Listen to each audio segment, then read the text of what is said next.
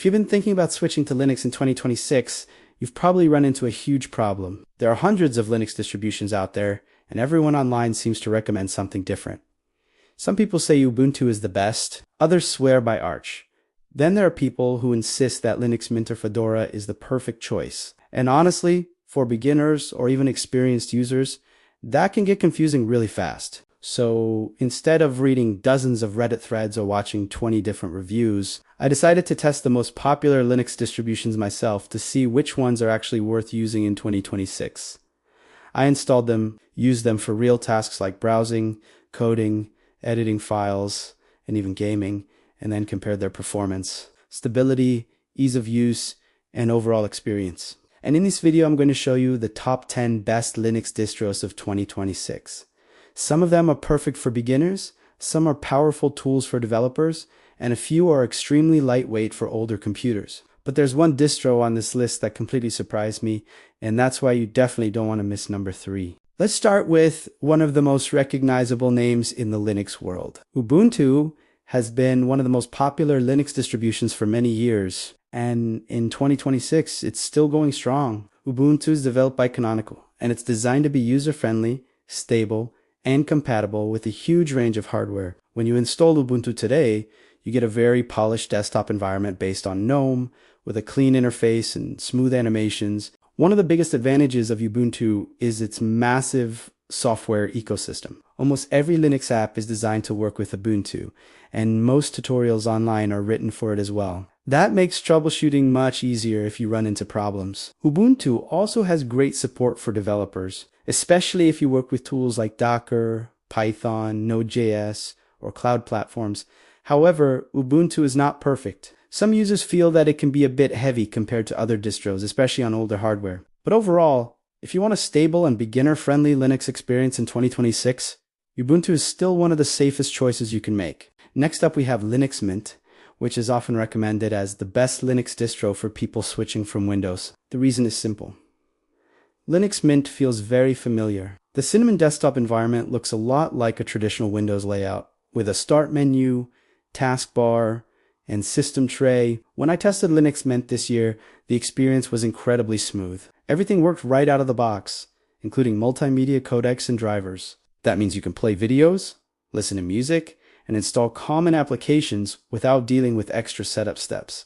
Another thing that impressed me about Mint is how stable it is. The developers focus heavily on reliability rather than constantly adding experimental features. Because of that, Mint feels very polished and dependable. It also runs surprisingly well on older machines, which makes it a great option if you're trying to revive an aging laptop or desktop. For beginners who want something simple and familiar, Linux Mint is easily one of the best distros available right now. Moving on, we have Fedora. Fedora is a distribution that often gets overlooked by beginners, but it's actually one of the most advanced and forward-thinking Linux distros out there. It's sponsored by Red Hat and often acts as a testing ground for technologies that later appear in enterprise Linux systems. When I installed Fedora 2026, the first thing I noticed was how modern everything felt. The GNOME desktop is extremely clean and responsive, and the system includes many of the latest Linux technologies. Fedora tends to ship newer software versions than Ubuntu or Mint, which is great if you want access to cutting-edge features. Developers also love Fedora because it has excellent support for programming tools,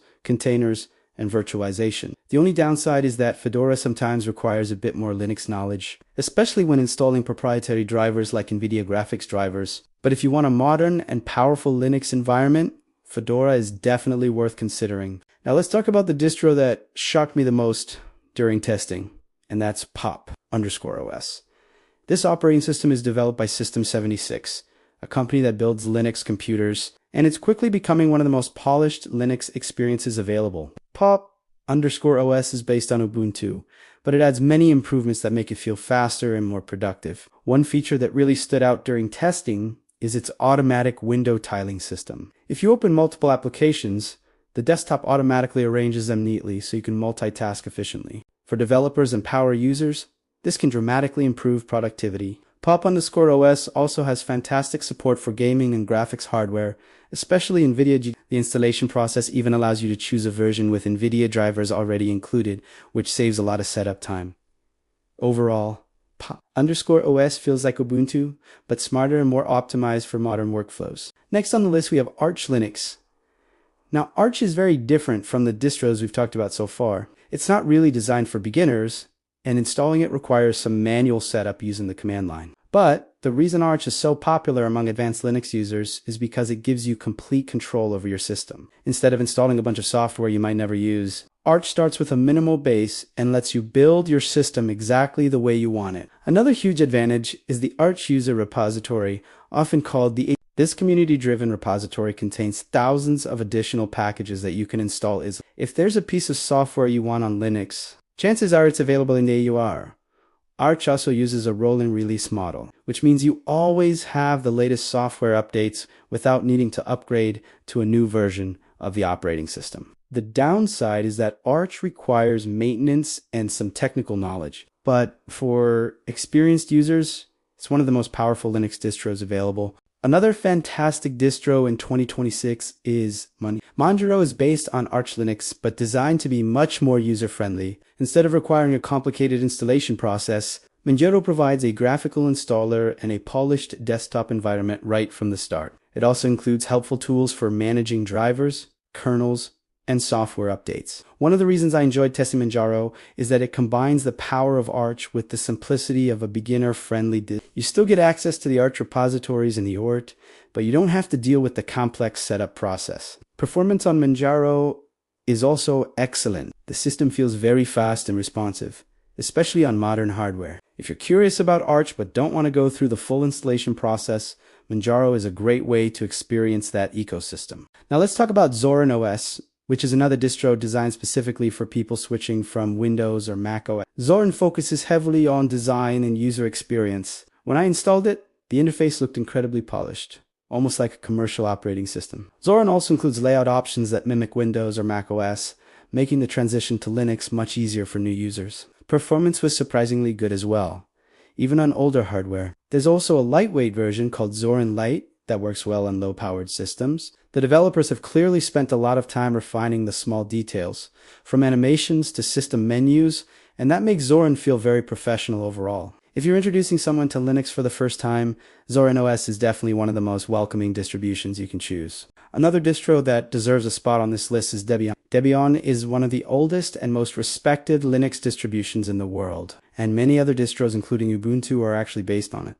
The main focus of Debian is stability. The developers carefully test software before releasing updates, which means the system is extremely reliable. During my testing, Debian ran smoothly with almost no issues. However, because of that focus on stability, the software versions can sometimes be older compared to other distros. For everyday users, that might not matter much, but developers who want the newest tools may prefer something like Fedora or Arch.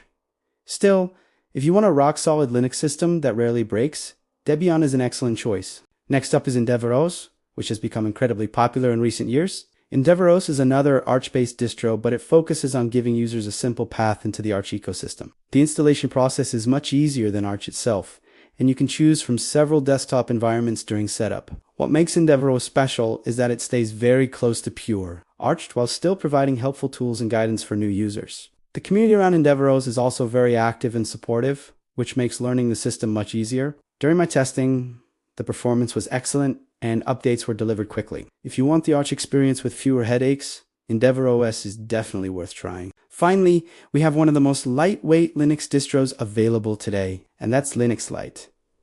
This distribution is designed specifically for older computers that struggle to run modern operating systems like Windows 11. Linux Lite uses a lightweight desktop environment that consumes very little memory and processing power. When I tested it on an older laptop, the performance difference was huge compared to Windows. The system booted faster, applications opened quickly, and overall responsiveness was much better. Linux Lite also includes helpful tools and tutorials that guide new users through the basics of Linux.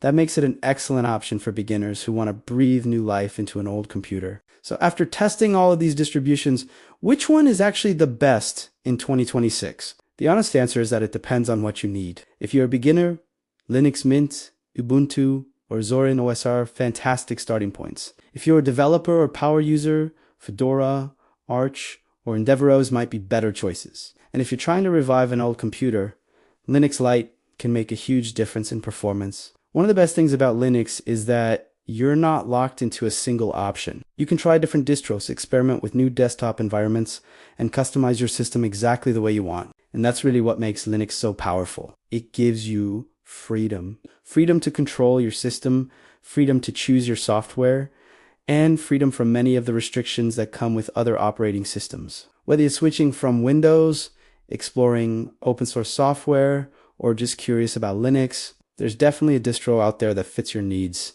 If you enjoyed this breakdown of the best Linux distros of 2026, make sure to stick around because I'm also testing some lesser known Linux distributions that might surprise you even more. Some of them are incredibly fast, some are designed for privacy, and a few are built specifically for gaming. And who knows, one of those might end up becoming your new favorite operating system.